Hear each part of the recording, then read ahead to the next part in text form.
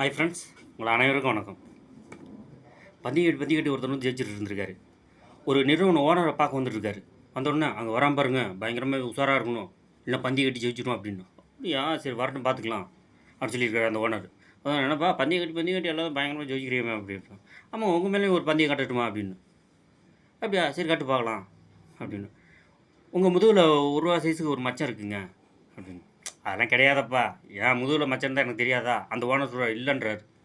இல்லைங்க பந்தயம் கட்டிக்கலாம் அப்படின்னு. அப்போ எவ்வளோ கட்டலாம்? ஐநூறுரூவா. கொடுத்து பந்தயம் கட்டிட்டார். சரி சட்டை கழட்டுங்கன்னு. சட்டை கழட்டும் போது பார்த்தா மச்சான் இல்லை. மச்சான் சரி கொண்டா ஐநூறுரூவா கொண்டு வாங்கிட்டார். ஐநூறுரூவா வாங்கினோன்னே உனக்கு என்ன வருத்தமா இல்லையா? ஐநூறுரூவா போச்சு அப்படின்னு சொல்லி கேட்டிருக்காரு.